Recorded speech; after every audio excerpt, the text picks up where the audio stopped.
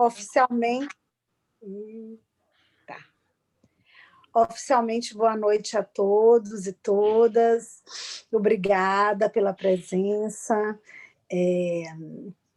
Esse é o primeiro encontro da Conexão Psicanálise e Direito da Escola Lacaniana desse ano, né? Para dar uma situada, são encontros bimestrais. O primeiro encontro era para ter acontecido em abril, mas a gente precisou adiar, então está acontecendo agora no final de maio, e vai ter um segundo já em junho, então vai emendar 2 meses um seguido do outro. E como proposta de trabalho para essa conexão esse ano, eu pensei numa articulação da interdisciplinaridade que eu já venho trabalhando, psicanálise e direito, com uma terceira área aí, que é a literatura, a arte, né?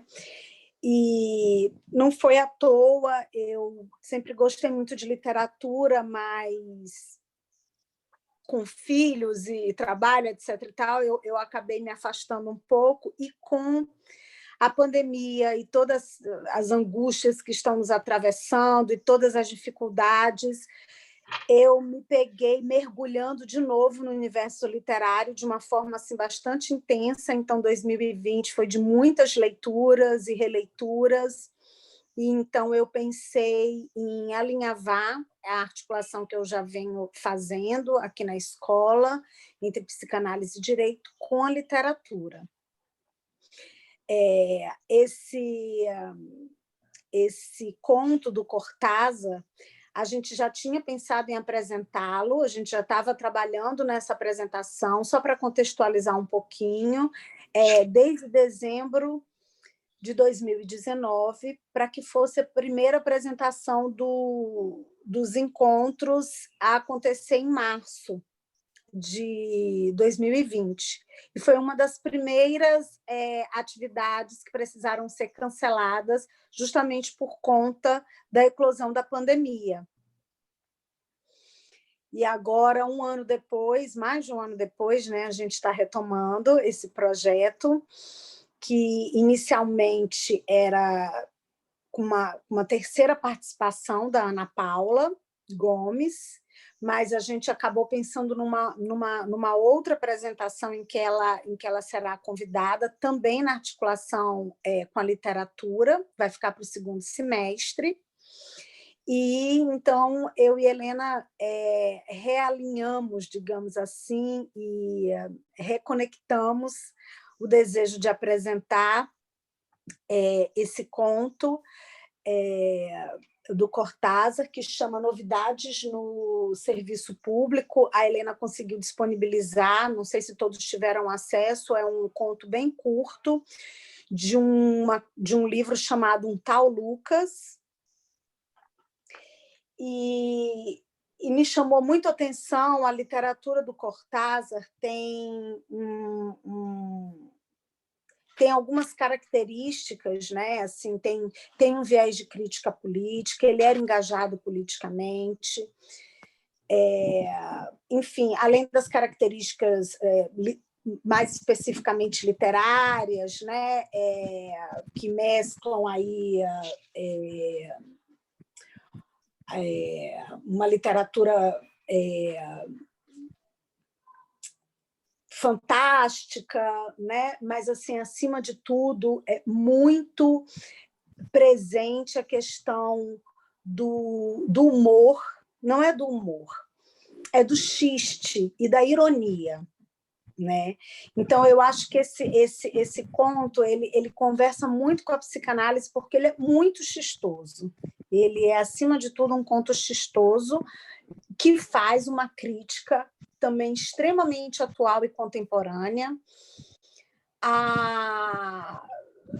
ao neoliberalismo, à concentração de renda, à exclusão, né? Fala dos excluídos, tem um viés também sociológico, antropológico, enfim.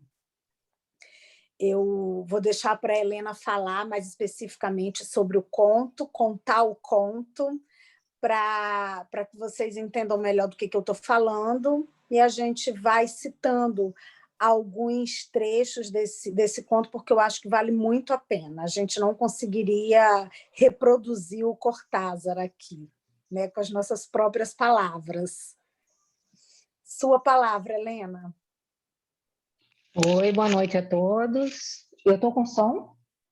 Sim. Boa, né? Tá. Como eu estou com fone, se o som estiver ruim para vocês, é só me falar. Bom, o que eu fiz? Assim, o conto é curto, mas ele é relativamente longo para a gente fazer uma leitura. Aqui o livro, não consegui digital para o meu Kindle, e eu cito alguns trechos dele, mas depois, Lícia, que eu fizer a apresentação desse texto, talvez seja necessário, até para a gente responder as questões deles, que certamente ficarão buracos para o entendimento, principalmente para quem não leu. Aí a gente lê alguns trechos Sim. a mais, além Eu acho que do alguns que eu trechos coloquei. vale a pena serem lidos, né? Valem. Eu coloquei alguns, mas, assim, era muita coisa. O que eu sublinhei aqui era muito, né? Bom, o título, como a Lícia falou, novidades nos serviços públicos, mas nós lemos e tal, e trabalhamos um nome para esse trabalho como vitrine burguesa. Aí vocês vão perceber logo por quê.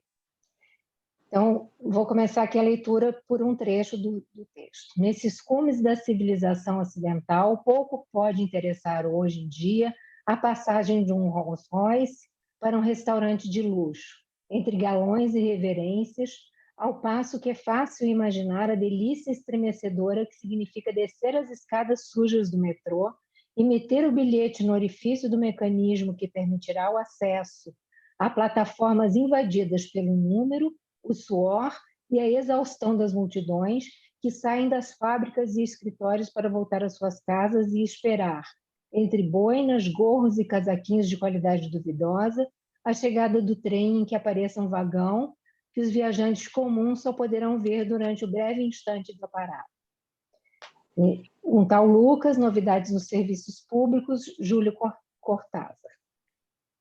Com ironia e uma linguagem chistosa, Cortázar descreve a recente inauguração de um restaurante elegante e requintado, instalado em um vagão do metrô de Paris. Destaca que a brilhante iniciativa tem precedentes na história e lembra as expedições de Messalina a Suburra e do gosto inato da autêntica aristocracia por contatos clandestinos com a pior ralé. Pode-se classificar esse conto de diversas maneiras. Por exemplo, como uma análise sociológica que contrapõe classes sociais. No caso, os ricos, aos trabalhadores, aos sem-teto e aos jovens desempregados. Também é possível considerar que a descrição corresponda a uma espécie de expedição zoológica ou a um safari, no qual os ricos parisienses são os animais enjaulados em uma vitrine burguesa, para serem apreciados pela ralé, ao mesmo tempo em máxima proximidade com o proletariado, mas a uma distância considerável deles, uma vez que dentro do vagão-restaurante estão protegidos. O carro do metrô tem um tempo próprio de abrir e fechar as portas e os viajantes comuns só os podem ver durante o breve instante da parada. Em contrapartida, os que estão fora ficam sob a mira do olhar dos que degustam a comida requintada. Há ainda o viés da crítica política, que é outra possibilidade de se pensar esse texto, que traz um Cortázar, além de irônico, rascante. Sobram críticas à esquerda e à direita. Sempre em tom de xiste, seus comentários arrancam gargalhadas dos leitores pelo que carregam de atualidade. Quer dizer, a gente lendo hoje, a gente transpõe isso a um momento que a gente vive com muita facilidade. Então, a gente ri muito, apesar de não ser exatamente cômico, como a Alicia falou, e sim irônico e chistoso. O que o conto descreve com riqueza de detalhes sórdidos pode também ser analisado sob as luzes da antropologia. Nesse caso, teríamos que nos debruçar sobre ele do ponto de vista de uma experiência antropológica. Em minhas observações, seguirei pelo que pude destacar no texto, que diz respeito à teoria da psicanálise. O gozo dá as caras na cena. Afinal, para saborear as vantagens e regalias, é preciso estar próximo de quem não usufrui dos mesmos privilégios. Não basta ter, é preciso mostrar o que se tem, em especial a quem não tem. Isso fica evidenciado no recorte que escolhi para abrir essa fala. O gozo de sair em trajes de luxo, em um carro idem, para comer em um restaurante estrelado, não se compara com o que oferece em gozo narcísico a experiência de usufruir dos olhares curiosos e eivados de inveja das multidões suadas em seus casaquinhos de qualidade duvidosa. Aqui também podemos trazer algo para a contemporaneidade, fazendo um paralelo com a mostração que vigora nas redes sociais.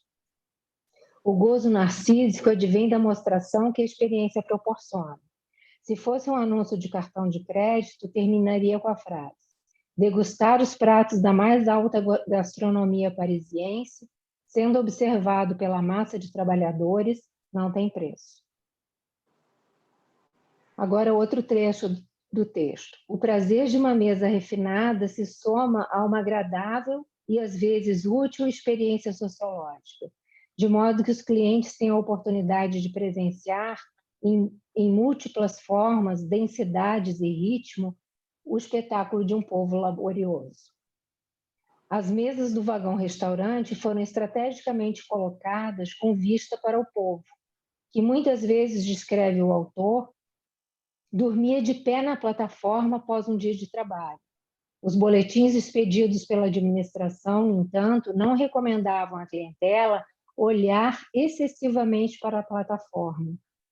Assim, a pulsão escópica comparecia em busca do reconhecimento e aprovação e se detinha mais demoradamente sobre aqueles que demonstravam um grau mais elevado de relação possível com os comensais. Essa frase, entre aspas, que é do Cortázar. Outro ponto que podemos trazer como questão é: o que a classe abastada busca quando faz das classes mais baixas objeto de sua observação? O que esse sujeito abastado busca ali para além do gozo narcísico? Li um texto no qual o autor se pergunta se o sujeito burguês estaria indo em busca do objeto perdido, algo do seu desejo encoberto por centenas de objetinhos de gozo proporcionados pelo amplo poder de consumo? É uma interrogação, seria isso? Uma possibilidade?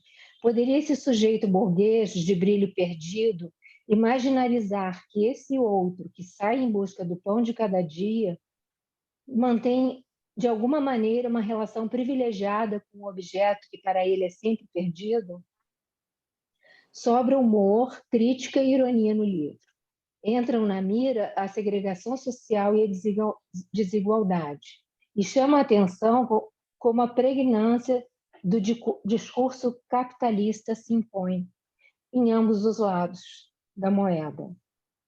Nesse laço social, há uma tentativa de objetificação não só do sujeito, eu falo do discurso capitalista, como também do saber e do próprio laço social.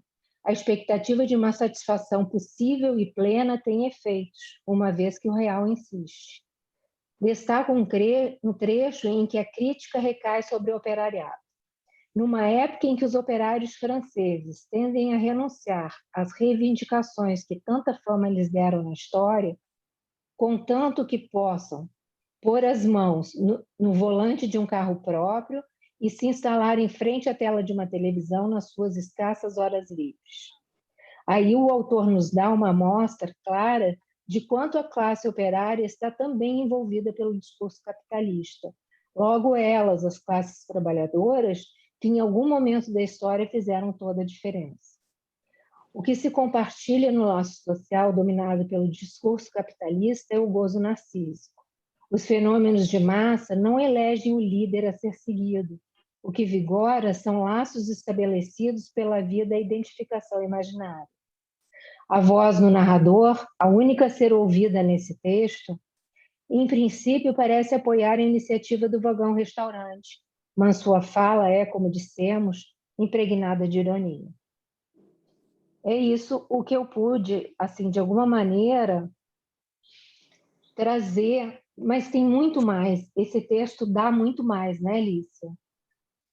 Ele Sim. pode muito mais, mas teria que ser um trabalho que a gente pudesse se debruçar muito mais tempo. Apesar da gente ter falado disso lá em 2019, eu perdi o texto. Aí depois a Alice voltou a falar comigo sobre isso, sobre esse trabalho. Aí eu decidi comprar o livro. Depois ela que ficou sem o texto. Foi assim, foram essas coisas que acontecem mesmo. Então, assim, é muito mais rica a possibilidade de se extrair algo para a psicanálise desse texto.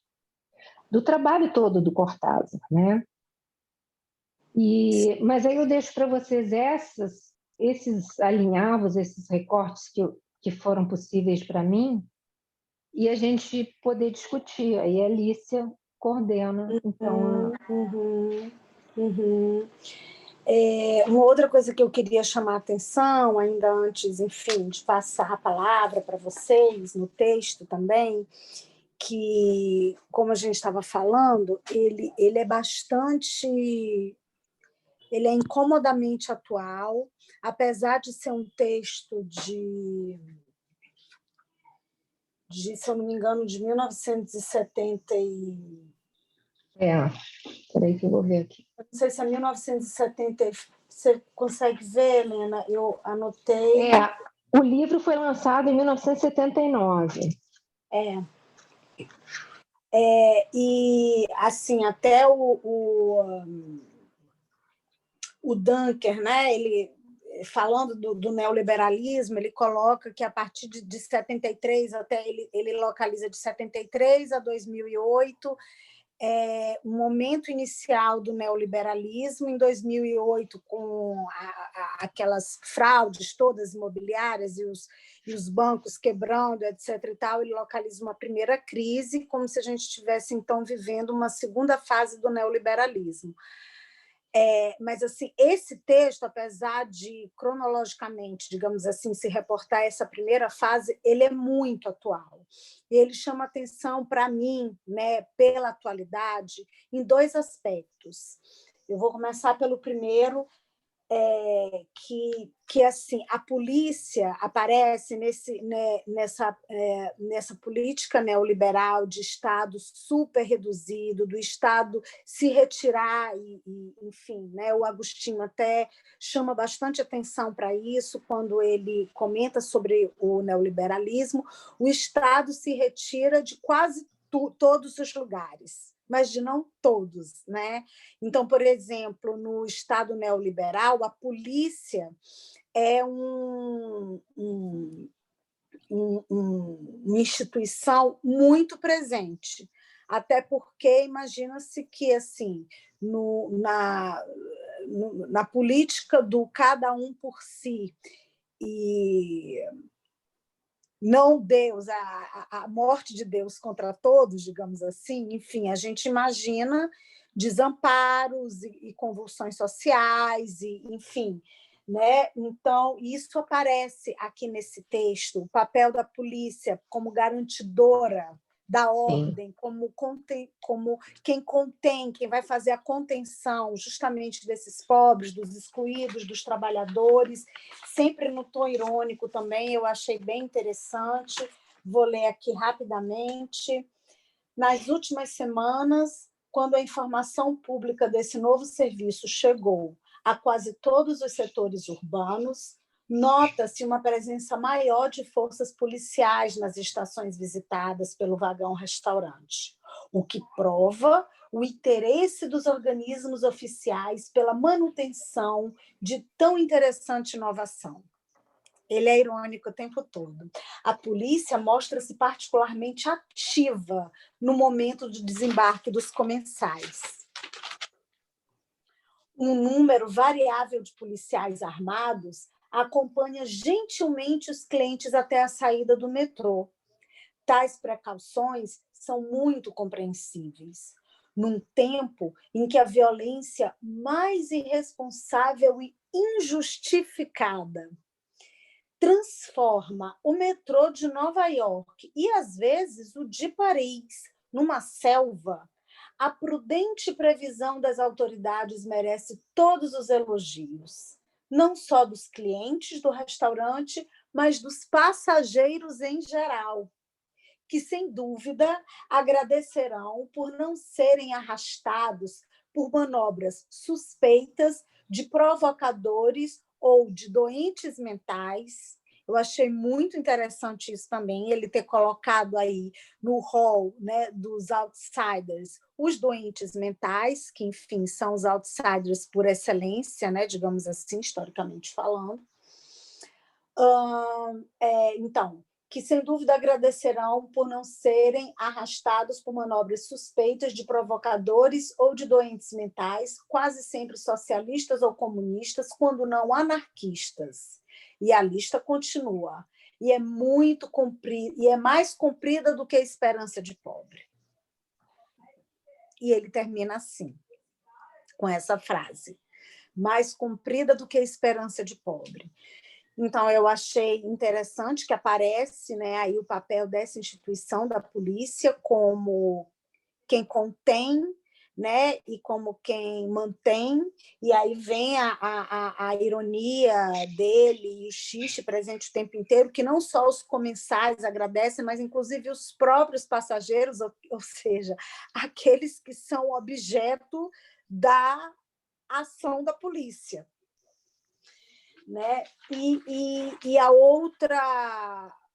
o outro ponto do texto que me remeteu muito a uma experiência atual para a gente é que, diante das notícias, né, de que os países... eu vou falar especificamente dos Estados Unidos, né, que é um país central, né, politicamente, economicamente falando. Enquanto lá as vacinas estão sobrando, né? As pessoas podem escolher quais que vão tomar. Governos de alguns lugares, como Nova York, por exemplo, estão tendo que lançar campanhas para incentivar, para dar prêmio, enfim, para que as pessoas tomem vacinas. Aqui, uns se engalfinham, outros passam na frente, mas o fato é que todos, eu senti como se a gente fizesse parte dessa massa que olha, né, de fora para dentro do vagão restaurante, sim, onde, enfim, os ricos apreciam aí os finos acepipes, né? Então foi outra sensação de atualização do texto, por exemplo, que eu tive já no contexto da pandemia. Ao lê-lo, eu me senti, como brasileira, fazendo parte aí dessa massa dos excluídos. Bom, que mais que eu pensei aqui em trazer? Não sei, vocês querem comentar alguma coisa? As pessoas conseguiram ler? Tem alguma questão que gostariam de trazer?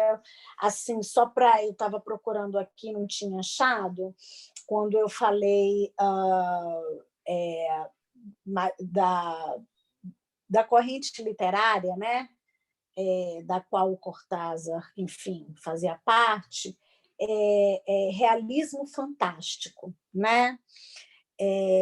E é bem o que esse conto traz para a gente. É fantástico, mas é muito realista, né? É fantástico com os dois pés na realidade, porque a gente vive isso, essa questão da exclusão, né? E esse conto ele é uma metáfora, ele desenha, ele ilustra, né?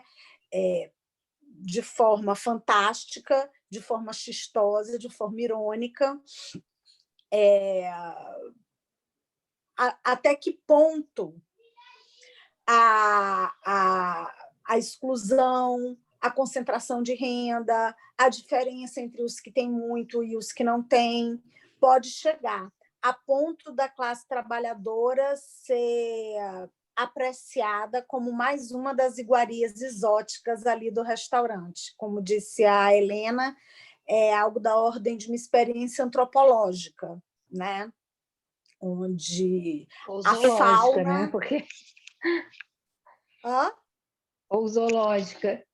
Isso que eu ia falar, onde antropológica A e fauna. zoológica, onde a fauna é composta ali pela massa de todos nós, digamos assim, dos trabalhadores, né? É isso. Sei que se vocês querem falar alguma coisa, A Nazar colocou aqui que ela quer falar, Alice. por favor. Então, por favor.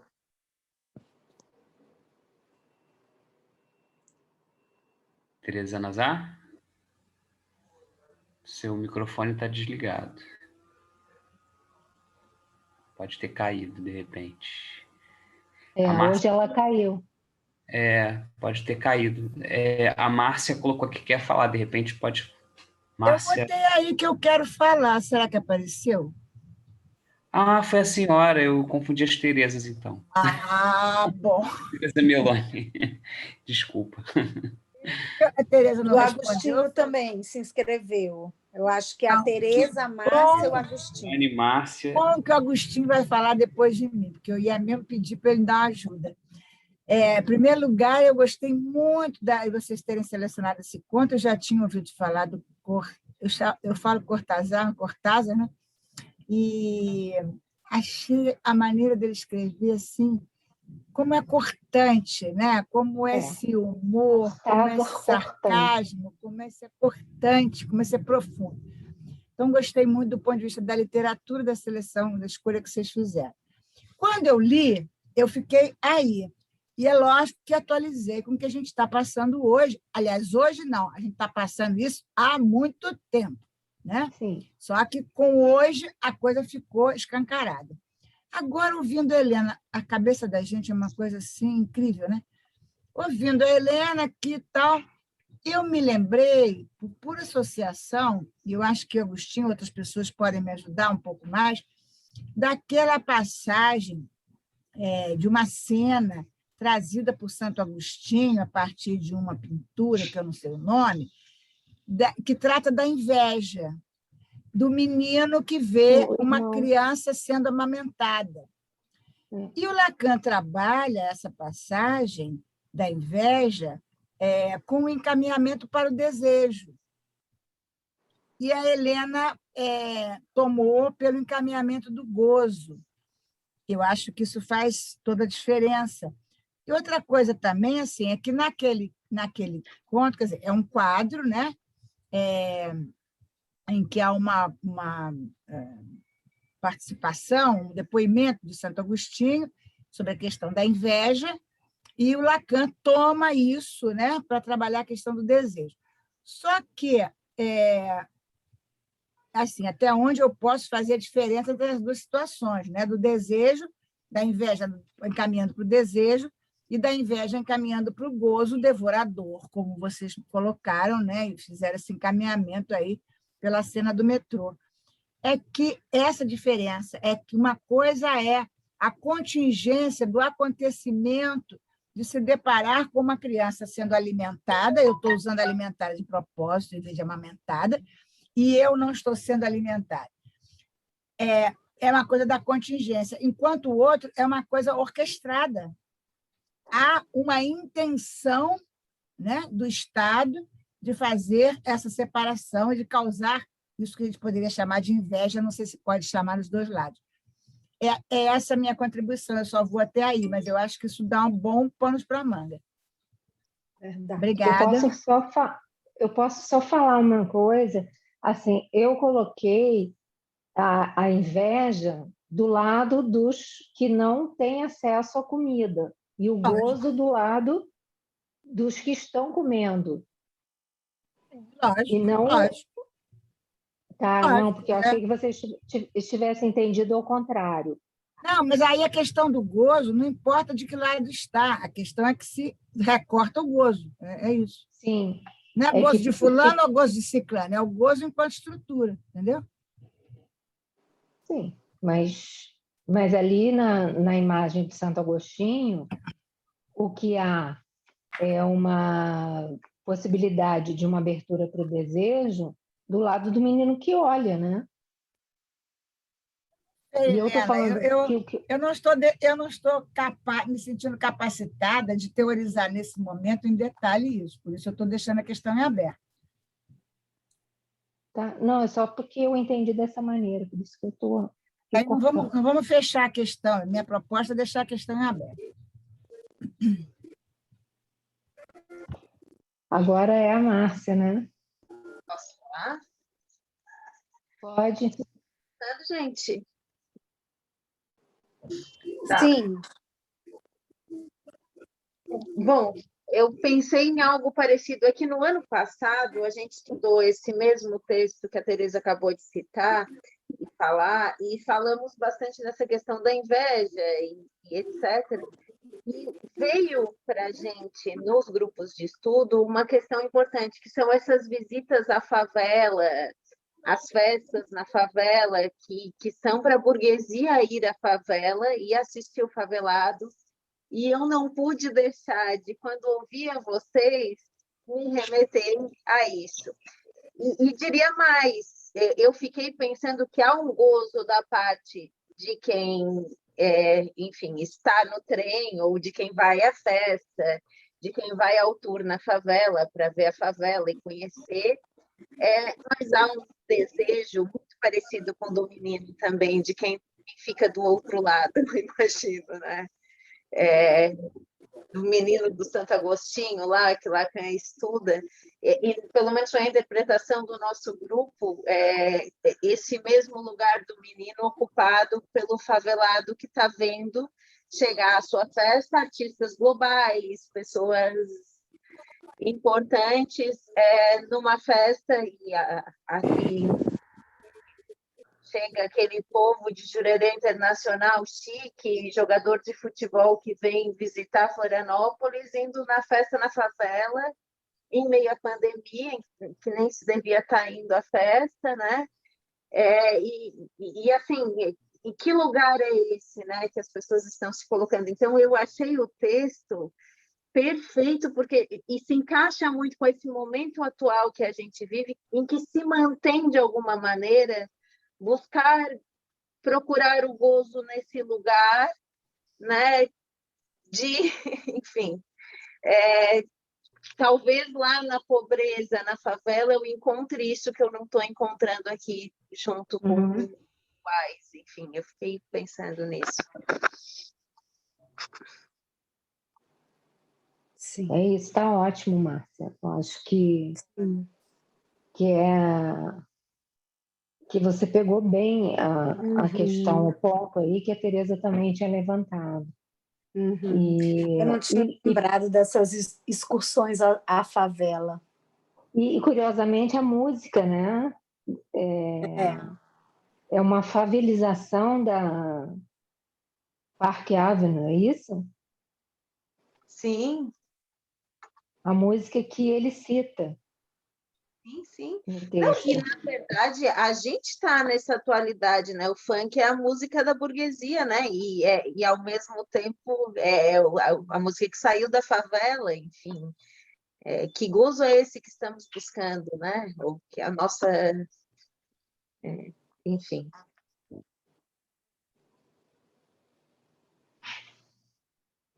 Ótimo, obrigada, Márcia.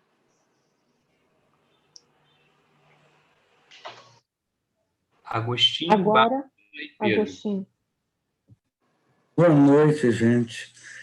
Bom, em primeiro lugar, acho ótima essa iniciativa de fazer essa articulação direito-psicanálise a partir de um texto literário. E ainda mais de uma pequena pérola, não é? Como esse conto do Cortázar. Li a primeira vez, depois li a segunda. E ainda estava pensando em ler a terceira agora antes, mas não tive tempo, porque eu acabei de atender uns 5 minutos antes e entrei para conseguir pegar a tempo, porque realmente é uma coisa primorosa. Se você faz essa articulação a partir de um texto literário, você tem aquilo que, por exemplo, o Roland Barthes, quando ele fala lá na aula a escritura, né, ou da literatura, ele diz que ela dá um olhar indireto, e que esse indireto é precioso. Enquanto o discurso teórico procura demonstrar, o discurso literário mostra, põe em cena. E é claro que, ao mesmo tempo que mostra, encobre, não é? Recobre. Então, uma coisa que me chamou a atenção é que isso se dá num subterrâneo. A coisa passa no metrô, ou seja, nas profundezas, assim, nas profundezas da cidade, digamos assim, não é? Aliás, quando eu vi aqui esse fim, a lista continua e é mais comprida que Esperança de Pobre, eu me lembrei daquela música, um samba que acho que é da década de 60, talvez, que um verso diz que televisão de pobre é janela de trem. Aqui, no caso, a televisão do rico é a janela de trem, não é? Que ele vai assistir lá nas profundezas, lá no metrô. E a gente pode ver, se a gente pensa em que o movimento tem essa relatividade, o metrô está em movimento e quem está aqui usufruindo daquele banquete, né, daquele jantar ou almoço, porque a coisa se dá em mais de uma hora, ele está ali em movimento e vendo, digamos, o trabalhador, o operário, o usuário do metrô, vendo passar. Mas você pode ver isso numa dupla perspectiva. O metrô está em movimento, mas, ao mesmo tempo, você pode pensar que o metrô está mais ou menos que parado e o que está em movimento é o entorno. O que está se movimentando é o que está ao redor. Nós podemos pensar na dupla perspectiva. O metrô andando e o metrô parado, e o que está andando é o que está em volta. Em ambos, a perspectiva é semelhante. Em ambos, a sensação de movimento, para quem está dentro, é a sensação de que o que se movimenta é o que está fora. Então, eu achei que seriam 2 pontos, talvez, interessantes para trazer aqui. Também a coisa começa com a banalização da passagem dos Rolls Royces de ricaços para ir aos restaurantes granfinos de Paris, ou de qualquer lugar, inclusive de Nova York, por exemplo. Eu até me lembrei do O Grande Gatsby, de Scott Fitzgerald, década de 20, e que tem alguns pontos de contato com esse conto, a respeito, digamos, de uma espécie de tédio que toma conta, não é? Aqueles endinheirados lá do Scott Fitzgerald, eles são tomados também de um tédio profundo que o champanhe não consegue recobrir, não é? Então, aqui, no momento em que já não é grande novidade o Rolls Royce para ir ao restaurante, por que não mergulhar no subterrâneo do metrô, com tudo aquilo que ele tem e que ele descreve, o povo suado, saindo do trabalho. Ele, inclusive, diz que ali dentro desse vagão se pressupõe que se use desodorante. Muito. Quer dizer, a ironia percorre o texto o tempo todo, né? Quer dizer, essa forma irônica de falar desse contraste.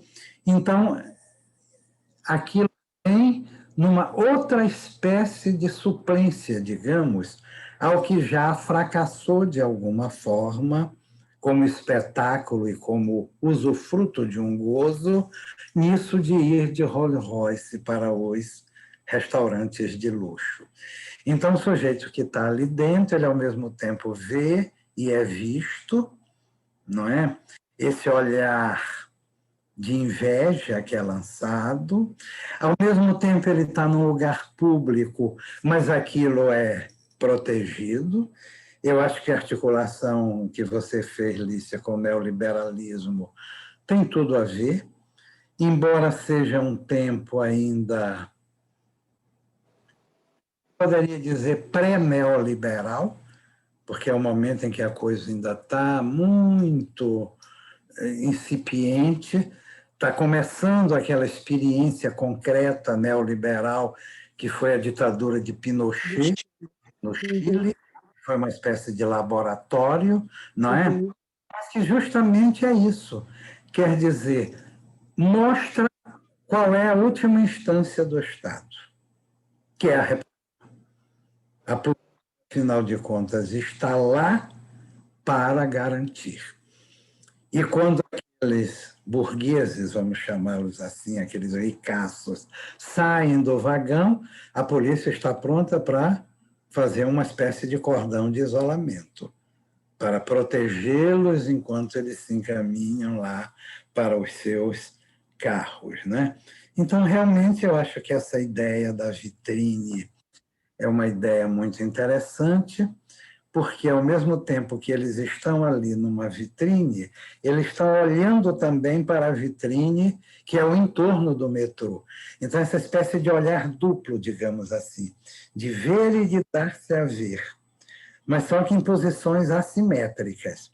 Ver de um lugar de segurança e dar-se a ver como aquele que está numa posição de invulnerabilidade, que meio que mostra, olha como nós somos, né? Como são lindos os burgueses, como de Caetano Veloso, né? Eu vou dizer meio que esparsamente essas coisas. São, digamos, coisas que vieram enquanto eu ouvia vocês aqui falar. Ótimo. Como são lindos os burgueses, acho que podia ser um subtítulo também para o título da vitrine burguesa, né? Ótimo, ótima lembrança dessa música do Caetano. E ele ainda fala em japonês, mas tudo é muito mal, né? Mas tudo é muito mal. Ótimo, obrigada, Agostinho. Ótima contribuição. Agora é a Bárbara, não é isso, Alexandre? Isso.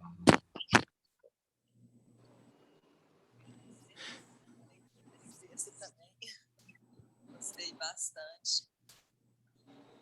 Acho que essa articulação pega... Seu microfone está muito baixo, Bárbara. Está baixo, Bárbara.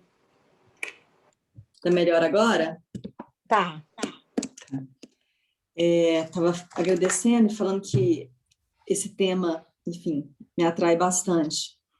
E eu fiquei com duas questões que estão relacionadas, né? Quando a Teresa falou sobre a história da criança aumentando, a questão da inveja ali, ela trouxe a questão do desejo e depois falaram da questão do gozo, que me veio essa pergunta que eu vou fazer agora, acho que ela está relacionada também com a outra que eu vou fazer depois. A primeira há como pensar o desejo sem pensar o gozo?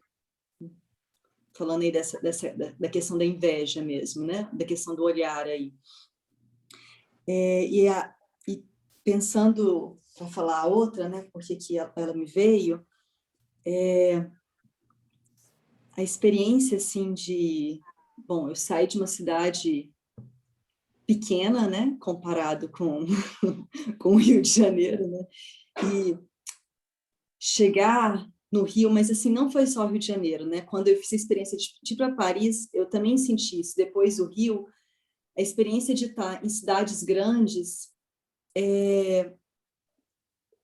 eu comecei a pensar muito numa questão que o Cortázar traz no final, e você, Alicia, citou, que é a questão da loucura, né? Quando ele coloca aí, ele traz os loucos.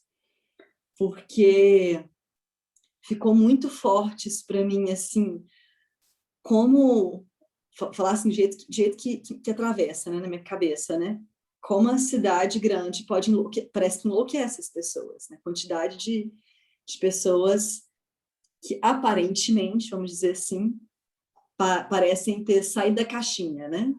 Que caixinha é essa, né? Nas ruas, né? A gente percebe isso.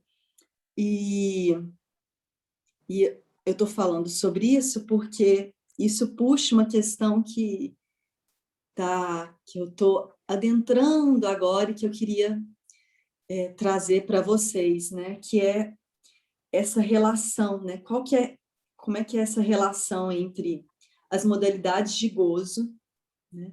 E aí eu trago modalidades de gozo porque eu não quero pensar só a estrutura, né? Não só as estruturas, mas também as modalidades de gozo, com esse efeito, vamos dizer assim, a nossa formação, o efeito, não sei, do capitalismo, né? E aí, na nossa subjetividade, assim. E aí, agora vamos pensar não só no capitalismo, né? Mas como essa nova face dele que a gente está adentrando, que é o neoliberalismo, que tem tem uma cara, às vezes, que parece revolução, mas é neoliberalismo, né?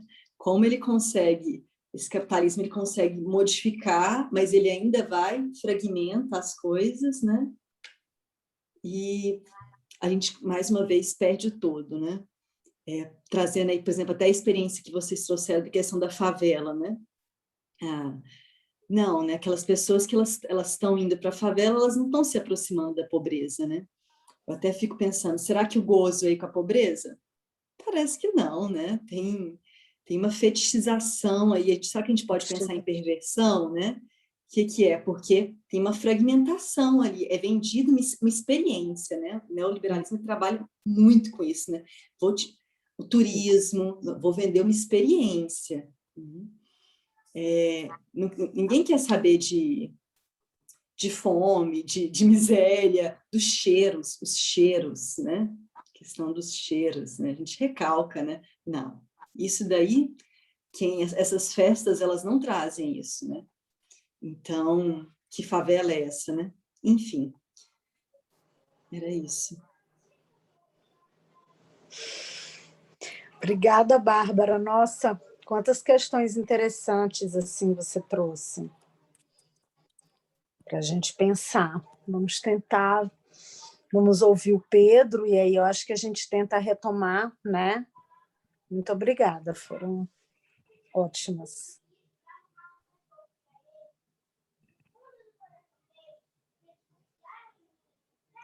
Pedro?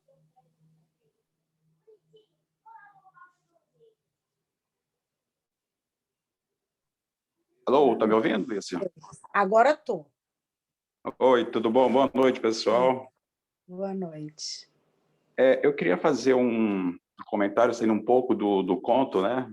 Eu conheço o autor, mas esse conto eu ainda não tive acesso ainda. É o título dessa situação encontro, é Conexão Direito com Psicanálise, não é isso? Isso. Pois é, eu queria trazer dois livros, comentar bem rápido mesmo. O primeiro é Crime e Castigo, do Dostoiévski, em que o personagem, o Raskolnikov, né, ele fica o tempo todo durante todo o livro, né, esse castigo, não é o castigo do fato de ter cometido um assassinato, e sim a questão da consciência, né? Então a gente percebe que nessa obra de Dostoiévski, a lei, ou seja, a coisa legal, a legalidade, ela está bem presente. Então ele fez um ato infracionário, vamos dizer assim, e teve que cumprir, vamos dizer assim, essa pena porque ele ficou à margem da lei. Então, a questão da lei está bem presente. E um outro também que eu queria trazer é o Casimir, de Lacan, em que a Marguerite, eu acho que é o nome dela, me parece, Marguerite, acho que é isso, ela comete esse atentado contra a atriz, mas entre outras coisas, o que ela queria?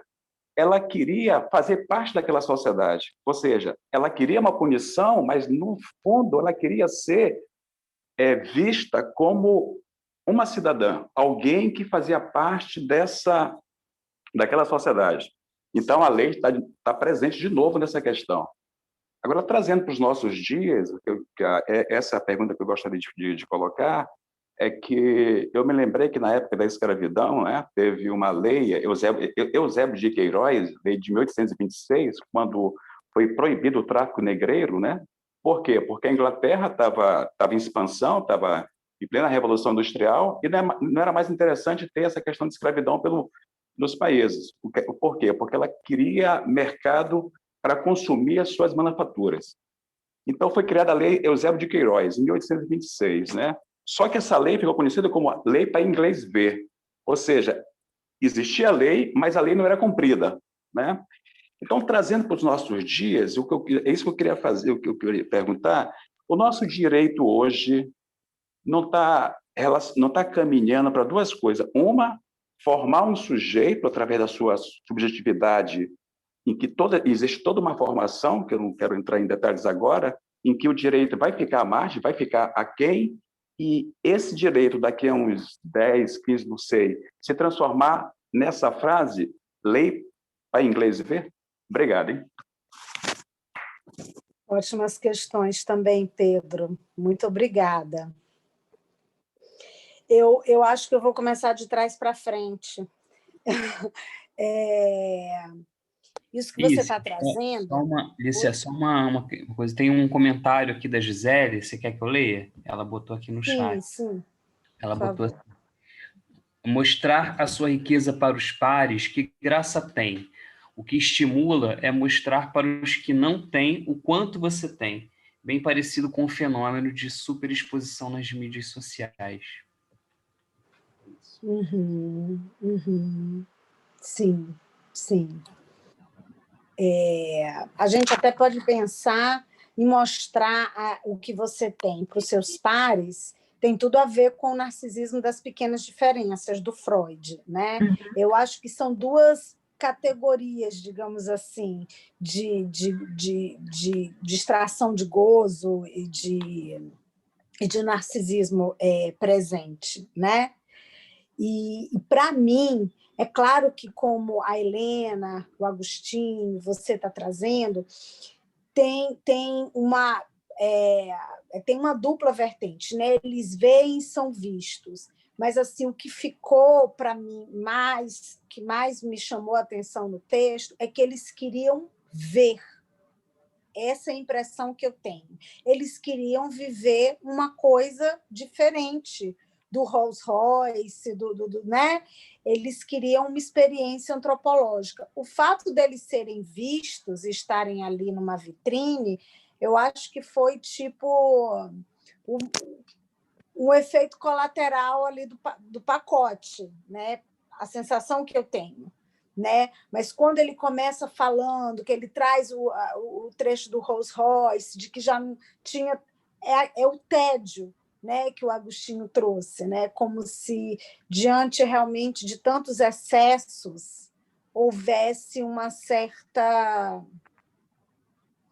um tédio mesmo, né? Um fastio, digamos assim. E aí eu já pego um pouco da questão que a Bárbara trouxe, né, da articulação, e que a Teresa também trouxe, a Helena, da articulação entre desejo e gozo. Eu não vou saber falar muito sobre isso. Eu acho que um não é sem o outro, sim.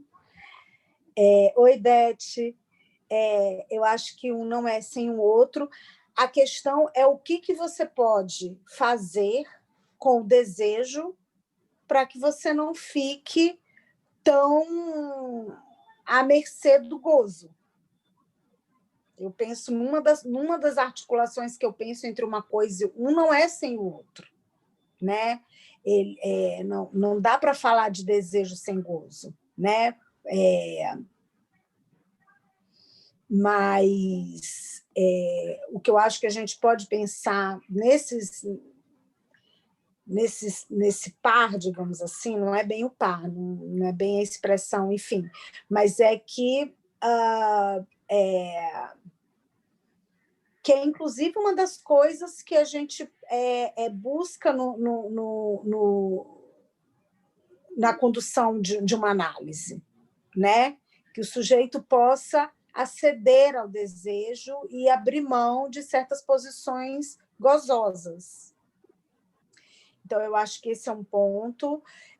Um outro ponto do que você trouxe, Bárbara, com relação às modalidades de gozo nessa articulação com o neoliberalismo, eu acho que o capitalismo maneja primorosamente essa questão dos gozos, não é à toa que ele está sempre se reinventando e ele está sempre atual e ele renasce das cinzas e ele faz da crise, né, um ponto de virada e ele não, enfim, ele não se captura nisso, porque você vê, uma das coisas assim que eu lembro até de ter estudado na época do meu mestrado, já tem um certo tempo, mas de um sociólogo, eu acho, Richard Sennett, A Corrosão do Caráter, ou é o Anthony Giddens? Eu sempre confundo os dois.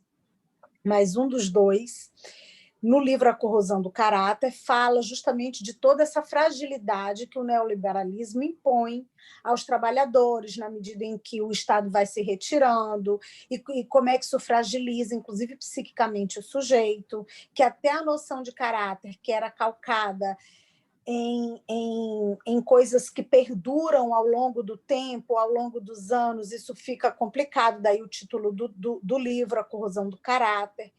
E como o sujeito que antes tinha na figura do pai patrão alguém, inclusive, que era um misto de proteção, mas também alguém em quem botar a culpa, entre aspas, né?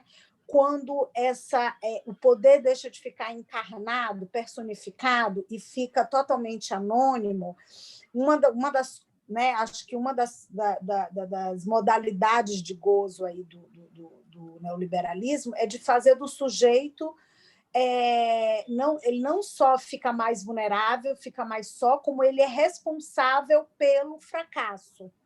Né? O fracasso passa a ser individualizado, ele não é mais visto de uma forma coletiva, né? Você não está desempregado porque faz parte do sistema, não é um efeito colateral, é intrínseco não ter espaço para todo mundo mesmo, porque só não tendo espaço para todo mundo é que as relações podem ficar cada vez mais precárias, etc. e tal. Isso tudo é denegado. Enfim, muito bem desmentido realmente. E aí eu acho que não é à toa que, junto com a estruturação e a consolidação do neoliberalismo, o que a gente tem como, em termos de saúde mental, é uma explosão dos casos de depressão. Então, isso para falar um pouquinho do que eu consegui entender da sua questão sobre modalidades de gozo, Bárbara, enfim. Não sei se fui tão rigorosa assim do ponto de vista teórico. E com relação ao que você falou, Pedro, da lei para inglês ver, é muito interessante, porque tem isso, tem a lei para inglês ver e tem uma outra figura jurídica, sendo assim, bem irônica, muito brasileira, que é assim, essa lei não pegou. Né? Não, essa lei aqui no Brasil não pegou, não. Então, tem isso, tem a lei para o inglês ver e tem a lei que não pega. Né? Então, assim, agora, como o direito se coloca, eu acho que não, eu não vejo assim como eu não digo direito, mas o judiciário desaparecendo. Muito pelo contrário. Eu vejo justamente por conta dessa fragilização da eficácia legal, né, da eficácia da lei simbólica, eu vejo um judiciário inchado. Né? E as pessoas muito à deriva e procurando no que é essa lei. Por conta disso que você falou, porque muitas vezes é uma lei para inglês ver, toda lei é furada, toda lei é esburacada, mas as daqui parece que são assim arrombadas, né, em algumas situações. E as pessoas ficam tentando judicializar, através da judicialização, inclusive da vida, né? Eu trabalho no judiciário e a gente ali o juiz tem que escolher, às vezes, onde é que a criança vai estudar, né? Eu atendi uma criança que, num determinado momento, uma criança pequena, de 6 anos de idade, que, num determinado momento, ela ficou matriculada em 2 escolas. A que o pai queria e a que a mãe queria. Eles matricularam o menino ao mesmo tempo. Quando o menino estava na casa do pai, ele frequentava uma escola. Quando ele estava na casa da mãe, ele frequentava outra. Meu Deus. Então, e aí é o juiz que vai arbitrar sobre isso. Então, é como se fosse uma coisa rota, né? E a lei é rota, é precária. A gente tem que se virar, né, diante dela. Mas aqui o negócio parece que fica muito escancarado. Enfim, chega de falar. Uhum. Eu vi que tem outras pessoas na lista, a Júnia, Júnia. dar um beijo e dar boa noite, agradecer, porque foi a Júnia quem me apresentou o Cortázar. Foi ela que me emprestou o livro Um Tal Lucas. Então, assim, se a gente está aqui hoje, eu devo a Júnia. Muito obrigada.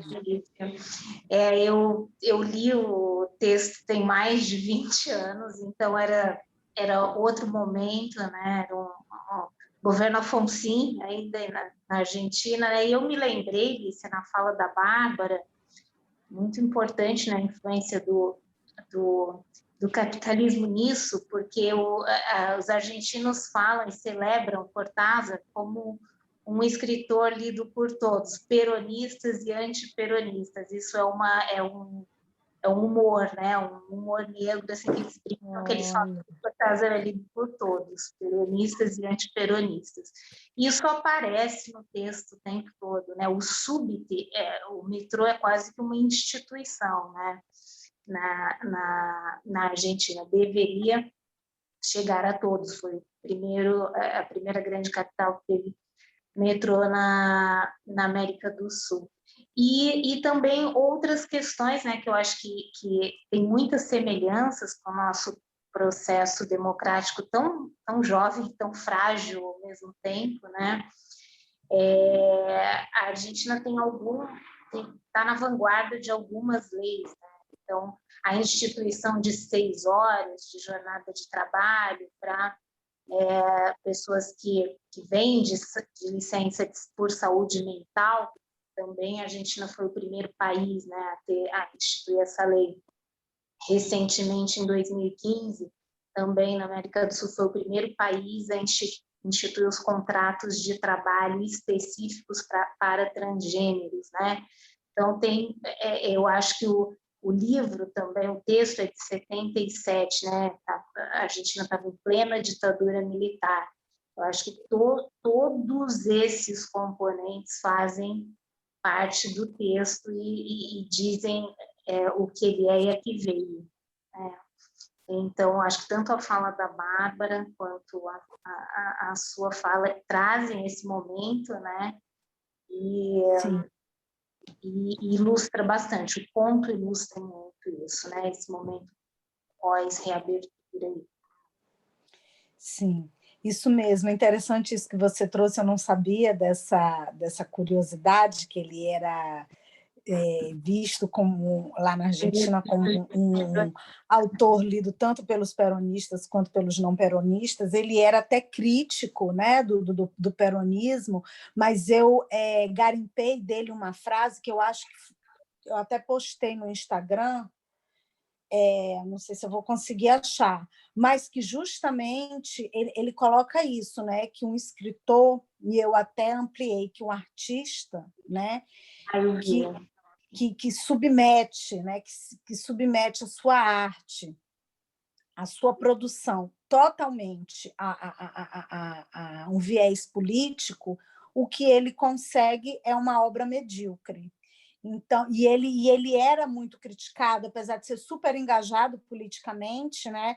Ele era criticado por estar na França e justamente por ocasião, né, das ditaduras, enfim, apesar de ter participado, né, da luta na Nicarágua,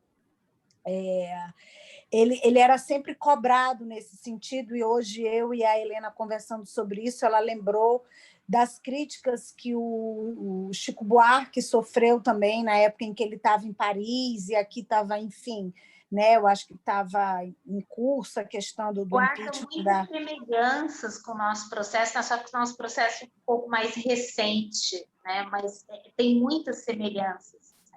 E como deve ter sido difícil, né? Porque isso era um outro ponto que a gente ia trazer, eu e a Helena, a gente ia acabar esquecendo, se não fosse você trazer.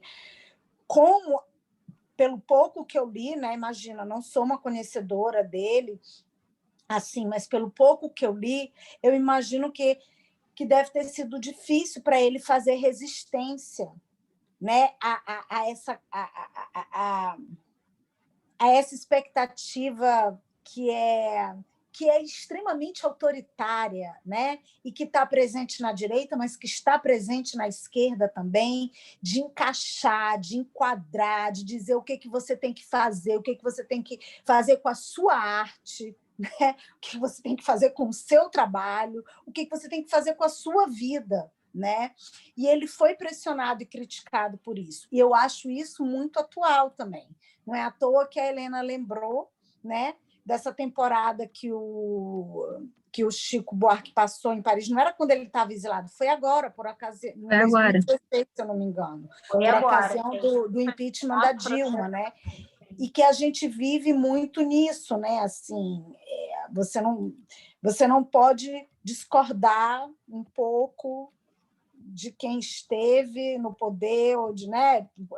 Porque você é automaticamente cooptado para um dos polos opostos, né, enfim, da política. Bacana você ter trazido isso.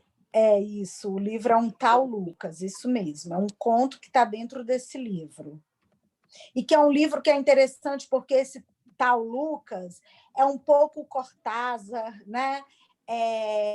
E é um livro que, assim, ao mesmo tempo que eu até li isso assim nas críticas literárias a respeito do livro, né? É difícil de encaixar, né, num gênero literário, porque ele, ao mesmo tempo que é um livro de contos, ele não deixa de ter alguma semelhança com um romance, porque vários contos desse livro referem-se ao tal Lucas, né? Tem algo de autobiográfico, mas tem também do realismo fantástico. Enfim, então eu acho que ele, como todo cara genial, não era facilmente rotulável, né? O livro, de uma certa maneira, é uma viagem, porque você vai indo pelo tal Lucas, com várias histórias, e daqui a pouco entra um capítulo, acho que é um capítulo inteiro, com vários outros textos que não tem nada a ver com o tal Lucas, pelo menos não diretamente. E o Lucas são várias características dele. O Lucas com a música, o Lucas com os presentes, e dizem que tem muito de autobiográfico nesse perfil, nesses perfis variados do Lucas. Cadê a Alicia? Bom, aí, só para esclarecer, esse título, Vitrine... Vitrine... Como é que é o nome? Até esqueci agora.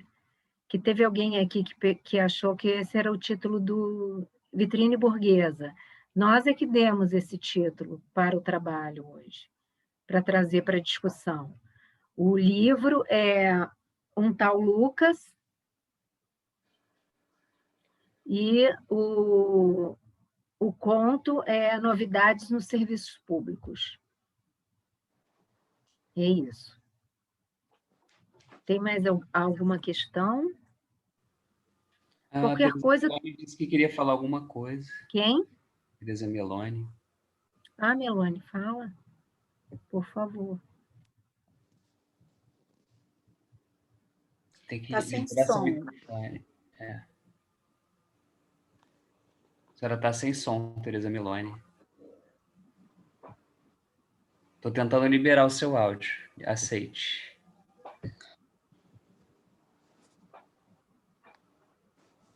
Não está rolando. Não está dando.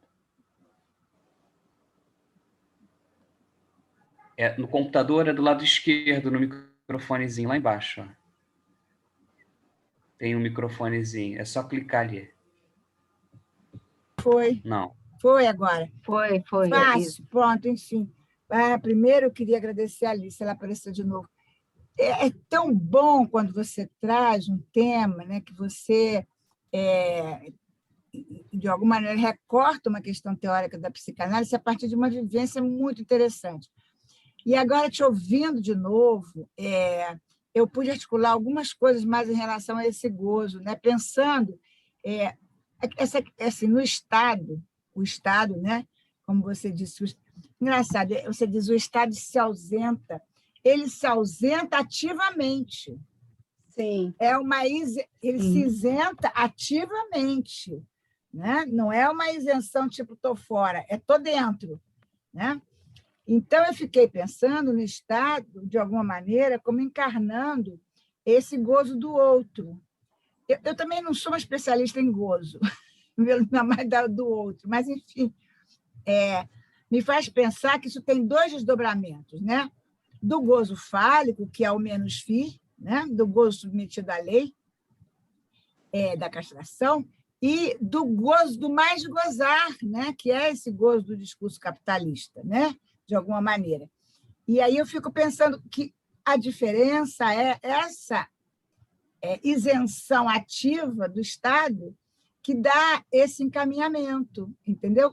Quando você diz que exatamente porque a lei do desejo é uma lei furada, até porque ela precisa ser furada para ser uma lei do desejo. Então, qual é a busca que se faz? É uma lei do judiciário que não deve ser furada, Isso. porque o sujeito não consegue lidar com a lei furada. Então, como você diz, uma lei que não pega. Como assim? Só porque ela é furada? Justamente porque ela é furada que cada um tem que pegar ela, né? Não é ela que tem que pegar. Mas, justamente por isso, para o sujeito não poder se incluir nesse furo da lei, ele procura o judiciário, porque a lei do judiciário não é furada. A lei do judiciário encarna o Estado, encarna esse gozo do outro. É assim o que eu pensei só. Enfim, não sei se contribuo muito. Obrigada. Obrigada, Teresa. Sim, eu acho que é isso, sim. E aí é sempre um desafio, né? Porque na medida em que as leis vão, inclusive, se multiplicando, né? O que o judiciário demanda, né, dos técnicos psis, por exemplo, são respostas olha isso, muitas vezes respostas do universo psi que já foi cooptado pelo texto legal. Então, você fica numa situação, né? Por exemplo, existe a lei da alienação parental, que eu nem vou discutir, né? Nem é o caso aqui, é só para citar um exemplo. E aí você tem que responder se houve ou se não houve. Quer dizer, então você já é obrigado a trabalhar com a categoria. E é a categoria Sandra, da comer alienação pipoca na parental. cama, não. Venha para a sala. Quem é que está com o microfone aberto? E é uma categoria que já está, inclusive, especificada em lei. Eu não posso falar da alienação a partir da psicanálise, por exemplo. Né? Então, é muito interessante essa questão da lei, do judiciário, e de como isso, enfim, e do lugar de um analista nessa instituição, né? Porque é justamente o lugar da... Porque o que a gente faz na clínica é tentar minimamente equivocar o sujeito em algum momento, né? De alguma forma, né? E ali, tudo que ninguém quer saber é do equívoco. Nem o juiz, que quer, afinal de contas, decidir a partir do seu laudo, e ele não quer ter a sentença dele reformada, né? Em segunda instância, ele não quer estar errado, ele não quer, né, correr esse risco, né, de aparecer como furado, e nem muito menos as partes, né? Que aí sejamos freudianos, né? Nada mais total do que as pulsões parciais, né? E as partes entram ali justamente assim muito totalizadas, né? Enfim, com muitas certezas e querendo ter mais certezas e querendo ter as certezas chanceladas, reconhecidas e autorizadas pela justiça.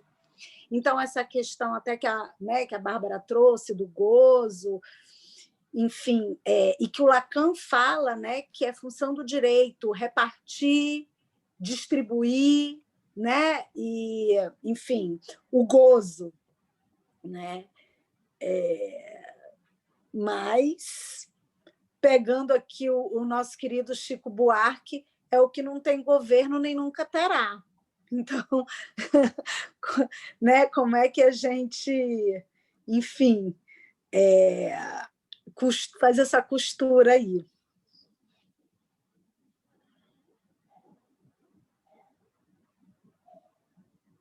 Eu acho que é isso. Eu não sei se a Helena queria comentar também alguma coisa a partir do que as pessoas trouxeram, Agostinho, a Bárbara, a Júnia, a Tereza, o Pedro já saiu, a Márcia a gente chegou a comentar, não sei se você queria comentar mais alguma coisa, Helena, essa questão do gozo.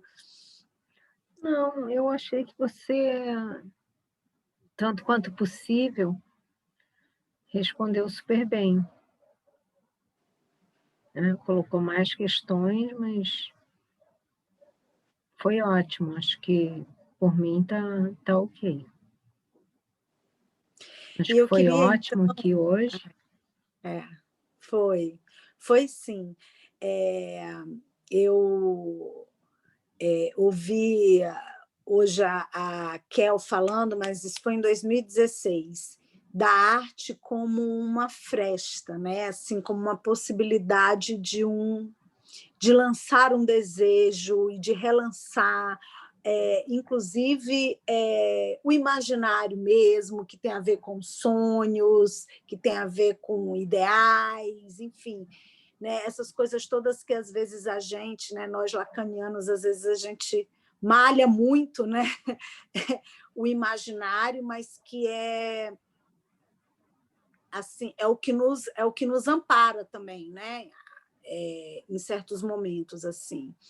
E eu não estou dizendo que eu estou tomando a arte, a literatura pelo viés imaginário, não é isso, mas como algo que diante do real, né, da pandemia, me ajudou e vem me ajudando a alinhavar simbolicamente esse real. É através das artes, é através da literatura. Nunca a literatura foi tão necessária em minha vida.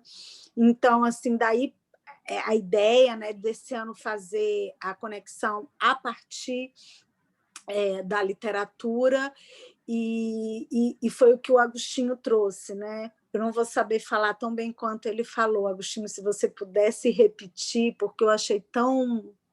Para mim, assim, fez tanto sentido isso que a literatura ela põe em cena de uma forma, ela mostra sem demonstrar, ela traz para a cena de uma forma, não sei se foi indireta a palavra que você usou, mas assim é tão importante, porque eu acho que nem sempre a gente pode realmente ficar só na demonstração.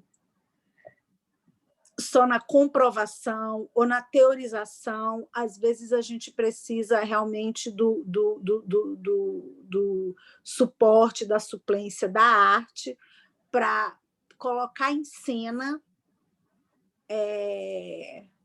o que diante de um artista a gente está sempre numa certa situação de penúria, né? Sim. Diante de um artista, a gente está sempre carecendo de alguma coisa, né? E para mim isso nunca foi tão vital. Então, poder trazer o Cortázar aqui, eu acho que ainda vem muita coisa boa por aí. Se os convidados aceitarem, vou dar uns spoilers, assim, Machado de Assis, Guimarães Rosa, vamos ver aí o que a gente tem pela frente, se a gente pode, enfim, encontrar um conforto que produz, né? Um conforto, né? Um conforto produtivo. Isso aí tem muita pinta de neoliberalismo. Mas é no sentido de um conforto que não é uma acomodação, né? É um conforto que faz a gente não sucumbir, que faz a gente continuar suportando e suportando de uma forma do trabalho, continuar trabalhando, né? Era isso, era dessa forma que eu gostaria de me despedir do nosso encontro de hoje e agradecer muitíssimo a presença de todos vocês. Obrigada a todos. Boa noite. Nada, Em foi especial, ótimo. Foi ótimo, em Helena, especial foi ótimo. agradecer a Helena ter aceitado o convite. Muito obrigada, querida. Beijos. Tchau, beijos. Tchau, gente.